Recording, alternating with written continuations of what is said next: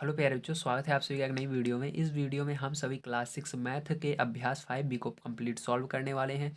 अगर आप सभी ने इसके पहले की एक्सरसाइजों को नहीं देख रखा है तो आप सभी हमारे जब चैनल पर जाएंगे तो वहाँ पर प्लेलिस्ट का एक ऑप्शन है, उसके अंदर आप सभी को क्लास 6 मैथ के नाम से प्लेलिस्ट मिल जाएगी। वहाँ पर आसानी से आपको सारे सॉल्यूशन मिल जाएंगे, या मैं उसको आई बटन में देने की कोशिश करूँगा। आप सभी उस पर क्लिक करेंगे तो आप उस प्लेलिस्ट को पा जाएंगे। तो आइए अभी हम देखते हैं पहले क्वेश्चन को किस तरह से सॉल्व करना है। तो पहला क्वेश्चन प्यारे बच्चों यहाँ पर दिया गया है, निम्नलिखित को बीजगणितीय रूप में लिखिए। तो यहाँ पर क्या करना है, आपको इसको बीजगणितीय रूप में लिखना है। तो बीजगणितीय रूप में किस तरह से लिखते हैं, आइए कॉपी पर चलते हैं और समझते हैं। तो पहला क्वेश्चन आपको दिया गया है 6 और यक्स का योग। तो मतलब आपको 6 और यक्स का योग करना है। योग का मतलब बोलना है जोड़ना। तो क्या करना है, 6 और यक्स को जोड़ना है। तो 6 लिखना सबसे पहले प्यारे बच्चों, उसके बाद प्लस लगाना। जोड़ने के लिए क्या लगाते हैं, प्लस लगाते हैं। और उसके बाद किसको जोड़ना है, यक्स को जोड़ना है। 6 और यक्स को जोड़ना है तो 6 और बीच में प्लस लगा देना और यहाँ पर यक्स लिख देना। तो ये हमने क्या किया, 6 और यक्स को जोड़ दिया है। चलिए अब सेकंड नंबर क्वेश्चन देखते हैं। तो सेकंड नंबर का क्वेश्चन इसके दिया गया है, यक्स में से 7 घटाने पर शेष, मतलब यक्स में से 7 घटाना है। तो पहले यक्स लिखेंगे, क्या लिखेंगे, पहले हम सेकंड नंबर पर यक्स लिखेंगे और इसके अंदर से 7 घटाएंगे तो माइनस लगाएंगे घटाने के लिए, उसके बाद 7। तो यक्स में से हमने क्या कर दिया, 7 को घटा दिया। चलिए अब चलते हैं हम तीसरे नंबर क्वेश्चन पर। तो तीसरा नंबर क्वेश्चन प्यारे जो आपको दिया गया है, यक्स का 5 गुना। तो यानी यक्स का 5 गुना, कभी भी गुना हो तो उसके अंदर गुणा किया जाता है। तो यक्स के अंदर क्या करना है, 5 का गुणा करना है। तो चलिए यक्स के अंदर 5 का गुणा कर लेते हैं। तो यहाँ पर क्या करेंगे, यक्स लिखेंगे, गुणा लगाएंगे 5। ठीक है, तो ध्यान रखिएगा जब गुणा करके प्यारे जो इसको लिखते हैं तो हम कुछ इस प्रकार से इसको लिखते हैं। ठीक है, 5 को आगे लिख देते हैं और यक्स को इसके बगल ऐसे लिख देते हैं। बीच में कोई चिन्ह नहीं रहता, इसका मतलब ये गुणे में है। यक्स 5 यक्स, ठीक, 5 यक्स इसको पढ़ते हैं, इसका मतलब 5 यहाँ पर जो है 5 यक्स के साथ गुणे में है। किसमें है, गुणे में। ठीक है, चलिए अब देखते हैं 4 नंबर का क्वेश्चन हमको कैसे करना है। तो देखिए प्यारे बच्चों, यहाँ पर 4 नंबर क्वेश्चन दिया गया है, यक्स का 1/3। तो यक्स का 1/3, तो पहला नंबर यक्स लिखना, उसके बाद 1/3 करना है तो गुणा लगाना और 1/3। तो आप कहेंगे सर इसके अंदर गुणा दिया नहीं है। तो याद रखिएगा, कभी भी 1/3 रहे या 1/4 रहे या कुछ भी रहे, यानी इसके अंदर जब बटे की बात की जाए, ठीक, जैसे 1/3, 1/4 या 1/10, ठीक है, इस तरह से जब चीज़ें रहती है तो वहाँ पर ऑटोमेटिक आपको समझ जाना है कि बीच में गुणा रहेगा। ठीक है, तो यहाँ पर क्या करना है, गुणा लगाना है बीच में। तो यहाँ पर क्या करेंगे, यक्स जो है इसका गुणा 1 में होगा तो यक्स आएगा, और ये जो 3 है ये नीचे चला जाएगा। तो ये क्या हो जाएगा, यही आंसर हो जाएगा। चलिए यहाँ पर आपका पहला क्वेश्चन समाप्त होता है। चलते हैं सेकंड नंबर क्वेश्चन पर। तो सेकंड नंबर को क्वेश्चन आपको दिया गया है, निम्नलिखित कथनों को संख्याओं, बीजों तथा मूल संक्रियाओं के चिन्हों की सहायता से व्यक्त कीजिए। तो आपको इसको क्या करना है, इसको आपको जो बताया जा रहा है उसके हिसाब से आपको इंग्लिश में इसको व्यक्त करना है। इंग्लिश के जो फॉर्मूले होते हैं ना उस रूप में लिखना है। ठीक, फॉर्मूले के रूप में। चलिए लिखते हैं। तो पहला नंबर दिया गया है, वृत्त का व्यास उसकी त्रिज्या का दूना होता है। तो वृत्त का जो व्यास होता है उसकी त्रिज्या का दूना होता है। तो वृत्त का व्यास लिखेंगे सबसे पहले। ठीक है, क्या लिखेंगे, सेकंड नंबर आइए आपका करते हैं, सेकंड का फर्स्ट है ना। तो वृत्त का व्यास बराबर क्या होगा, जो वृत्त का व्यास होता है, इसलिए वृत्त का व्यास बराबर लिखना होगा सबसे पहले। ये फॉर्मूला होता है, आपको पता होगा। अगर नहीं पता तो आगे जब हम पढ़ेंगे तो आगे आपको बताएंगे, ठीक, इस फॉर्मूले के बारे में और इसका उपयोग कैसे होता है, सारी चीज़ें बताएंगे। अभी आपको इसको देखना है, वृत्त का व्यास जो है वो बराबर होता है किसके, ठीक है, किसके बराबर होता है, वृत्त का व्यास त्रिज्या का दुगना के बराबर होता है। ठीक, वृत्त का जो व्यास है वो उसकी त्रिज्या का दुगना होता है। तो वृत्त का व्यास बराबर क्या लिखेंगे, त्रिज्या का दुगना। तो यहाँ पर दुगना मतलब क्या होता है, मैंने बताया था गुणा। तो 2 का गुणा किसके अंदर करना है, त्रिज्या के अंदर करना है, ध्यान रखिएगा। ठीक, किसके अंदर, त्रिज्या के अंदर। तो ध्यान से देखिए, अब ये हुआ इसका, इसको तो हमने लिख लिया हिंदी में। तो ये फॉर्मूला भी होता है, आपको याद होगा, वृत्त का व्यास बराबर 2 गुणे त्रिज्या होता है। तो इसको जो वृत्त का व्यास होता है इसको हम इंग्लिश में डी से लिखते हैं। कैसे लिखते हैं, डी से डिनोट करते हैं, और 2 को 2 ही रहता है, और जो ये त्रिज्या है इसको आर लिखते हैं। ठीक है, तो डी बराबर क्या हो जाएगा, ये गुणा हटा देते हैं, मैंने जैसे यहाँ पर हटाया था। तो यहाँ पर क्या हो जाएगा, 2r हो जाएगा। ये क्या होगा, यही आपका इसका करेक्ट आंसर हो जाएगा।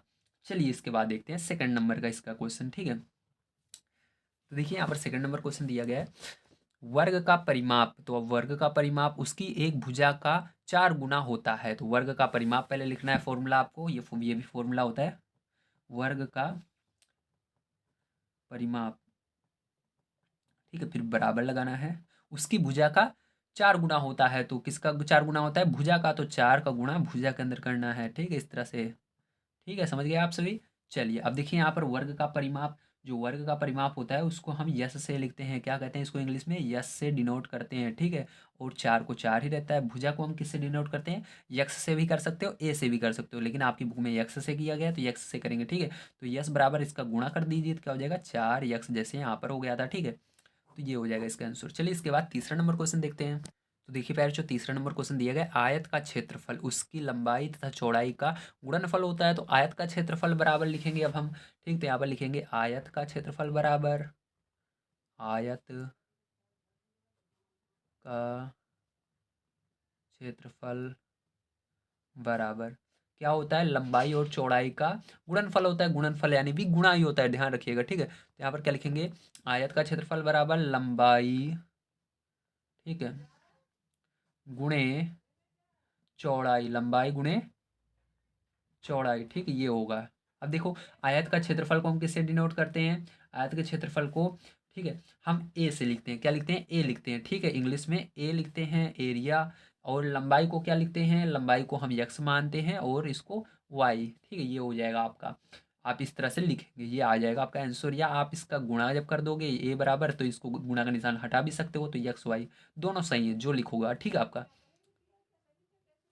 तो 4 नंबर का क्वेश्चन आइए देखते हैं। तो देखिए 4 नंबर क्वेश्चन दिया गया है आपका, लाभ विक्रय मूल तथा क्रय मूल के अंतर के बराबर होता है। तो लाभ जो होता है वो विक्रय मूल तथा क्रय मूल के अंतर के बराबर होता है। तो लाभ बराबर लिखेंगे, सबसे पहले हम क्या लिखेंगे, लाभ बराबर विक्रय मूल, क्या लिखेंगे, विक्रय मूल, ठीक है, मूल्य क्या होता है, अंतर के बराबर होता है। विक्रय मूल और क्रय मूल के अंतर के बराबर। तो विक्रय मूल से क्या करना है, अंतर यानी क्या करना है, घटाना है आपको, ठीक। ध्यान रखा, कभी भी जब आपको अंतर बोला जाएगा तो वहां पर घटाना है, जब योग बोला जाएगा जोड़ना है। तो यहाँ पर अंतर आ रहा है, तो अंतर यानी घटाना है विक्रय मूल से किसको, क्रय मूल को, ठीक है। तो यहाँ पर क्रय मूल्य, ठीक है, ये हो गया। तो इसको लाभ को हम किससे डिनोट करते हैं, तो इसको हम लिखते हैं आई से, और जो विक्रय मूल रहता है इसको यस से, और माइनस को माइनस ही रहेगा, और इसको सी से। तो ये क्या हो जाएगा, यही आंसर हो जाएगा। तो यार जो यहाँ पर हमने आपको 4 तक के क्वेश्चन, यानी जो सेकंड नंबर का क्वेश्चन था ये पूरा कंप्लीट करवा दिया है, ठीक है। चलिए अब चलते हैं 3 नंबर क्वेश्चन पर। तो तीसरा नंबर क्वेश्चन देखिए, आपको दिया गया, एक टोकरी में 50 आम तथा एक दूसरी टोकरी में यक्स आम है। तो मान लीजिए यहाँ पर हम 5वां नंबर क्वेश्चन लेते हैं, ठीक है। तो देखिए, ये क्या है, आपकी टोकरी है, ठीक, क्या है, ये आपकी टोकरी है, क्या है, टोकरी। तो देखिए, मान लीजिए ये आपकी पहली टोकरी है, ये दूसरी टोकरी है, ठीक है। अब देखिए इसके अंदर आपके मान लीजिए कितने आम है, तो हम मानते हैं इसके अंदर आपके 50 आम है। कितने आम दिए गए हैं, 50 आम दिए गए हैं। और दूसरी टोकरी में हम यहाँ पर मान लेते हैं 20 आम है। अब यहाँ पर आपकी बुक में ऐसे पूछ रहा है, लेकिन यहाँ पर 20 दिया नहीं गया, यहाँ पर यक्स दिया गया, मैं आपको समझा रहा हूँ, ठीक है। तो यहाँ पर मान लीजिए पहली टोकरी में 50 आम है, दूसरे में 20 आम है। अब पूछ रहा है पहली टोकरी में दूसरी टोकरी से कितने ज़्यादा आम है, कितने अधिक आम है। तो आपको क्या करना पड़ेगा, उसके लिए घटाना पड़ेगा। पहली टोकरी में कितने आम ज़्यादा हैं, तो 50 में से 20 जब घटा दोगे तो आपके कितने आम निकल आएंगे, 30 आम। मतलब पहली टोकरी में 30 आम ज़्यादा है दूसरी वाली से। इसी तरह से आपको क्या करना है, यहाँ पर अब मैं आंसर बता रहा हूँ, ठीक है। अब ये जो होगा ये आंसर होगा हमारा। अब यहाँ पर आपको इसी तरह से कह रहा है कि पहली टोकरी में 50 आम है, दूसरी वाली में यक्स आम है। तो बताओ पहली टोकरी में दूसरी वाली से कितने ज़्यादा है। तो आपको कुछ नहीं करना है, पहली वाली से दूसरी वाली घटा देना है। तो पहली वाली टोकरी में कितने आम हैं, 50 आम है, और दूसरी वाली में यक्स आम है, तो उसी यक्स को क्या करेंगे, घटा देंगे। तो ये जो आएगा यही आंसर हो जाएगा आपका, ठीक है। समझ गए ना यहाँ पर कैसे करना है, 50 आम 20 आम जैसे घटाया 30 आया, तो उसी तरह से यहाँ पर यक्स है, आम है, तो यक्स को घटा देंगे। तो घटाने ये घटेगा ही नहीं, तो बस इतना लिख देना है, ठीक। घट नहीं रहा है तो कोई बात नहीं, इसे ना छोड़ दो, तो यही आंसर आ जाएगा, ठीक है, फाइनल आपका। चलिए इसके बाद देखते हैं 6 नंबर का क्वेश्चन। तो देखिए यहाँ पर 6 नंबर का क्वेश्चन, सॉरी इसका देखिए, अब बी नंबर का क्वेश्चन दिया गया है। एक विद्यालय में कुल 100 छात्र हैं। एक विद्यालय में कितने बच्चे हैं, 100 बच्चे हैं, 100 स्टूडेंट हैं, जिनमें से यक्स छात्र अनुपस्थित हैं, मतलब वो आए नहीं हैं, घर पर हैं, मतलब छुट्टी पर हैं, ठीक है। यक्स बच्चे छुट्टी मना लिए हैं, ठीक है। तो बताओ उपस्थित छात्रों की संख्या। तो अब हमको पता करना है कितने बच्चे आए हैं। तो देखिए 100 बच्चे हैं, टोटल, और उसमें से कुछ बच्चे नहीं आए हैं, यक्स बच्चे नहीं है, मान लो 50 बच्चे नहीं आए, तो आप क्या करोगे, 100 में से उन 50 बच्चों को घटा दोगे तो 50 बच्चे निकलेंगे जो वह आए हैं। इसी तरह से यहाँ पर भी करेंगे, 100 बच्चे पूरे हैं स्कूल में और यक्स बच्चे आए नहीं हैं, तो उन यक्स बच्चों को आप घटा दोगे तो जितने बच्चे बचेंगे वो सब आ जाएंगे। तो यहाँ पर केवल यक्स है तो ये घटेगा नहीं, तो इसको ऐसे लिख देना है, यही क्या हो जाएगा, आंसर हो जाएगा आपका 6 नंबर का। ठीक है, चलिए इसके बाद देखते हैं हम अपना 4 नंबर का क्वेश्चन किस तरह से करना है। और एक चीज़ यहाँ पर आप सभी को, ये आम था तो यहाँ पर आम लिख लेना है, यहाँ पर छात्र लिख लेना है, इतने छात्र रहेंगे। ठीक है, तो देखिए 4 नंबर क्वेश्चन में आपको क्या दिया गया है, यहाँ पर दिया गया है संलग्न चित्र में आयत की, क्या दिया गया है, आयत की संलग्न भुजाएं यक्स वाई हैं। मतलब ये आयत की सामने सामने की भुजा यक्स और वाई है, इसकी भुजा यक्स, इसके सामने की भुजा ये और ये वाई। ठीक है, तो यहाँ पर यक्स और वाई भुजाएं हैं। आयत का परिमाप लिखिए, तो आपको क्या बताना है, आयत का परिमाप फॉर्मूला तो आप जानते ही हैं, नहीं जानते कोई बात नहीं, मैं बता देता हूँ। ठीक है, आपको तो याद रखना, जो आयत का परिमाप होता है उसके आमने सामने की भुजाएं बराबर रहती हैं, इसलिए मैंने यहाँ पर आपको समझाया। ठीक है, तो आप समझते हैं आयत का परिमाप आखिर फॉर्मूला क्या होता है। तो आयत का परिमाप, क्या, आयत का परिमाप बराबर फॉर्मूला होता है आपका, ठीक है, क्या होता है, 2x+y, क्या होगा, 2x+y, क्योंकि यहाँ पर दो भुजाएं, देखिए एक यक्स वाई यहाँ पर रहेगा, एक वाई यहाँ पर रहेगा, यक्स एक यहाँ पर है, एक यक्स इसके सामने वाला रहेगा, दोनों भुजाएं सामने सामने की बराबर है ना, आमने सामने की, इसलिए आपको पहले 2 लिखना है फिर x+y लिखना है, ये होता है आयत का परिमाप। अगर आपका ये आंसर नहीं आ रहा है तो क्या करना है, इस 2 का अंदर गुणा कर देना है, तो 2 का गुणा इसके अंदर गुणा होगा 2x हो जाएगा, और इस 2 का गुणा इसके अंदर होगा क्या हो जाएगा, 2y हो जाएगा। और हमेशा याद रखना, जो ये आंसर होता है आयत का परिमाप, ये मीटर में मापा जाता है, किस में मापा जाता है, मीटर में, इसलिए मीटर लगा देना है आपको। ठीक है, चलिए अब देखते हैं इसके बाद हम अपना 5 नंबर का क्वेश्चन। तो देखिए प्यारे, जो 5 नंबर को क्वेश्चन दिया गया है, एक गुब्बारे का मूल्य यक्स पैसे है, मतलब एक गुब्बारा यक्स पैसे में मिल रहा है। ठीक है, मान लीजिए हम रुपए में मानते हैं, मान लो एक गुब्बारा आपको 5 रुपए में मिल रहा है, तो बताओ 12 गुब्बारे कितने रुपए में मिलेंगे, तो आप गुणा कर दोगे 12 का 5 में, यानी एक गुब्बारा मिल रहा है 5 रुपए में, तो 5 का पहाड़ा पढ़ोगे या 12 का पहाड़ा पढ़ोगे 5 बार। ठीक है, तो उसी के अंदर गुणा किया जाता है, तो यहाँ पर भी हम क्या करेंगे, यक्स का गुणा 12 के अंदर कर देंगे, तो आपका ये आ जाएगा 5 नंबर का क्वेश्चन आंसर। तो चलिए कर लेते हैं। तो एक जो आपका गुब्बारा है वो यक्स पैसे मिल रहा है, तो आपको 12 गुब्बारे लेने हैं, तो यहाँ पर क्या करेंगे, यक्स के अंदर इस 12 का गुणा कर देंगे, तो जब आप गुणा करोगे तो ये 12 आगे आ जाएगा और यक्स पीछे चला जाएगा, तो इतने पैसे में आपको मिल जाएगा। ठीक है, चलिए इसको एग्जाम्पल की मदद से समझते हैं। जैसे मान लीजिए यहाँ पर आपको, ठीक है, यहाँ पर मान लीजिए आपको एक गुब्बारा, ठीक है, क्या, एक गुब्बारा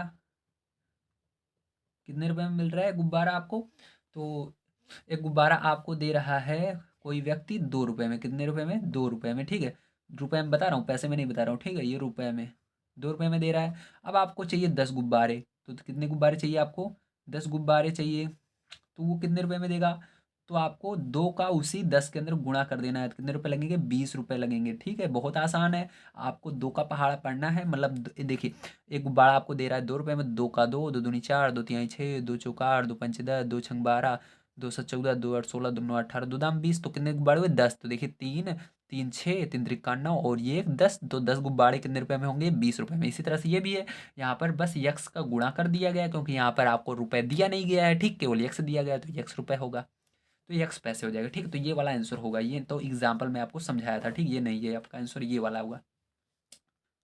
तो देखिए पहले जो 6 नंबर क्वेश्चन दिया गया है, कक्षा में यक्स विद्यार्थी हैं, यक्स यानी कुछ विद्यार्थी हैं, ठीक है, उनको बताया नहीं गया है, जिनमें 1/4 बालिकाएं हैं, यानी 1/4 क्या है, बालिकाएं हैं। कक्षा में कितनी बालिकाएं हैं, तो मैंने आपको बताया था, कभी भी 1/4 बोले तो जो आपके आगे दिया रहता है, जैसे ये कक्षा में यक्स विद्यार्थी हैं, तो उसी के अंदर क्या करते हैं, उसका गुणा करते हैं। ठीक है, क्या करते हैं, गुणा करते हैं, 1/4 कहता है तो भले वहां पर गुणा ना दिया रहे, तो यक्स के अंदर क्या करेंगे, 1/4 का 1/4, 1/4 मतलब 1/4 का गुणा कर देंगे, तो यक्स का गुणा 1 में होगा, यक्स/4 बालिकाएं आ जाएंगी, कितनी आ जाएंगी बालिकाएं, एक यक्स/4 बालिकाएं आएंगी। ठीक है, तो इतनी बालिकाएं आपकी हो जाएगा आंसर। ठीक है, चलिए इसके बाद देखते हैं आगे।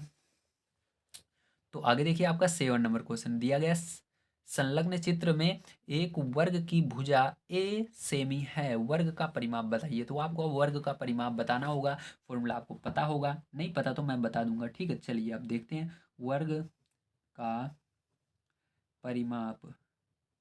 तो वर्ग का परिमाप होता है प्यारे बच्चों, क्या होता है, 4a होता है, 4 इंटू भुजा, क्या होता है, 4 इंटू भुजा। तो भुजा को हम यक्स भी कह सकते हैं, आप चाहो ए भी कह सकते हो, ठीक है। तो हम क्या मानेंगे यहाँ पर, यक्स मान लेते हैं, तो 4 यक्स कह सकते हो, या आप इसको 4a भी कह सकते हो, जो मन गए, ठीक है। तो और इसको हम किस में लिखते हैं, सेमी में यहाँ पर लिखेंगे, क्या लिखेंगे, सेमी में, ठीक है, सेमी। चलिए आप ए भी इसकी यक्स की जगह लिख सकते हो, ठीक है। चलिए अब देखते हैं 8 नंबर का क्वेश्चन। तो 8 नंबर का क्वेश्चन दिया गया, लीला राधा की छोटी बहन है, कौन बड़ी है, लीला बड़ी है, सॉरी, लीला राधा की छोटी बहन है, तो मतलब लीला छोटी है और राधा बड़ी है, ठीक है। कौन बड़ी है, राधा बड़ी है, लीला जो है वो राधा की छोटी बहन है, तो लीला छोटी बहन है। वहाँ यहाँ पर कहा गया है राधा से 6 वर्ष छोटी है, कौन छोटी है, लीला राधा से 6 वर्ष छोटी है। अब बताना है लीला की आयु राधा के आयु के पदों में, मतलब आपको इसको इसको गणित की भाषा में बताना होगा, ठीक है। तो आइए समझते हैं कैसे करेंगे इसको। तो 8 नंबर का क्वेश्चन, तो यहाँ पर कहा जा रहा है जो लीला है, तो लीला जो है वो राधा से कितनी वर्ष छोटी है, 6 वर्ष छोटी है, ठीक है। लीला जो है राधा से 6 वर्ष छोटी है, तो हम मानेंगे राधा की आयु क्या है, यक्स है, इस समय क्या है, यक्स। तो कोई चीज़ नहीं पता रहता तो उसको यक्स माना जाता है, तो यक्स है, तो राधा मान लीजिए यक्स वर्ष है, तो राधा की आयु, इसके अंदर लीला की आयु को घटा देंगे तो यही आंसर आ जाएगा, ठीक है। कितना आएगा, यही आंसर आएगा। अब इसको एग्जाम्पल की मदद से आइए समझते हैं बढ़िया से। मान लीजिए ये राधा जो है, राधा जो है ये 18 साल की है, कितने साल की है, 18 वर्ष की है, ठीक, 18 साल की है। और जो लीला है, ठीक है, जो लीला है ये कितने वर्ष की है, ये 12 वर्ष की है, कितने वर्ष की है, 12 वर्ष की, ठीक है। अब देखो यहाँ पर जैसा कि आप देख पा रहे हो, जो ये अब आपको बताना है कि बताइए ये लीला कितने वर्ष छोटी है, ठीक है। तो यहाँ पर अब आप जब 18 में से राधा की आयु 18 है, लेकिन यहाँ पर दिया नहीं गया, ध्यान रखिएगा, मैं अपने मन से बता रहा हूँ। तो यहाँ पर जैसे मान लीजिए 18 दिया गया है आपको, ठीक, ये रहा 18, 18 में से 12 को जब घटाएंगे, ठीक है, लीला राधा की आयु में से लीला की आयु को घटा देंगे तो आपका कितना आ जाएगा, 6 आ जाएगा। तो आपको पता चल जाएगा कि जो लीला है वो कितनी छोटी है, 6 वर्ष छोटी है। तो इस तरह से यहाँ पर बताया गया है, लेकिन यहाँ पर आपको यहाँ पर कुछ दिया नहीं गया, तो ये राधा की आयु को यक्स मान लेना, उसमें 6 घटा देना, तो ये आंसर हो जाएगा, ठीक, ये ऊपर वाला। ये तो मैं समझाया हूँ आपको एग्जाम्पल की मदद से, ठीक है। चलिए अब देखिए यहाँ पर लिखेंगे 9 नंबर वाला, देखिए, माँ ने घर में 16 लड्डू बनाए। माँ जो थी वो घर में कितने लड्डू बनाए, 16 लड्डू बनाए। उन्होंने यक्स लड्डू यानी कुछ लड्डू, जो पता नहीं हमको कितने लड्डू दी, ठीक है, लेकिन यक्स लड्डू दी, उन्होंने गिनना भूल गए। उन्होंने यक्स लड्डू मेहमानों को व परिवार के सदस्यों को दे दिए। शेष लड्डू की संख्या बताइए। अब बताओ 16 लड्डू में से जितने लड्डू माँ ने दिए, यक्स लड्डू दिए, उसको घटा देंगे तो हमको पता लग जाएगा कितने लड्डू अब बचे हैं, ठीक है। शेष लड्डू यानी बचे लड्डू, ठीक, कितने लड्डू बचे हैं, तो आपको क्या करना है, 16 में से इस यक्स को घटा देना है। तो 9 नंबर का आंसर क्या हो जाएगा, 16 माइनस यक्स लड्डू, ठीक है। तो ये क्या हो जाएगा, यही आंसर हो जाएगा। चलिए प्यारे बच्चों, यहाँ पर आप सभी की जो ये एक्सरसाइज थी ये पूरी समाप्त होती है, ठीक है। 5B नेक्स्ट एक्सरसाइज जो इसके आगे की है, अभ्यास 5C देखने के लिए ये जो वीडियो दिख रहा है इस पर क्लिक कर दीजिए, जल्दी से उसको देख पाएंगे। अगर आप सभी हमारे इस बुक को पूरा शुरू से पढ़ना चाहते हैं, जो ये आपकी बुक है इसको स्टार्टिंग से पढ़ना चाहते हैं, ठीक है, जितने वीडियो बनाए हैं मैंने उन सबको वो देखना चाहते हैं, पाना चाहते हैं, ठीक है, तो आप सभी जो ये प्लेलिस्ट दिख रही है इस पर क्लिक करके उन सभी वीडियो को पा सकते हैं और देख सकते हैं। इसके अलावा मैं आप सभी को यहाँ पर क्लास 6, 7, 8 से लेकर के 12 तक पूरी बुक्स को पढ़ा रहा हूँ मैथ की। आप आसानी से पढ़ सकते हैं और आपके बड़े भाई बहन हो तो उनको ज़रूर बताइएगा हमारे चैनल के बारे में, ताकि वो भी यहाँ पर पढ़ सकें। तो मिलते हैं अगली वीडियो में। वीडियो कैसा लगा जरूर कमेंट करके बताइएगा, वीडियो पसंद आया और लाइक कीजिएगा, और अगली एक्सरसाइज देखना मत भूलिए इस वीडियो को क्लिक करके। Thank you very much.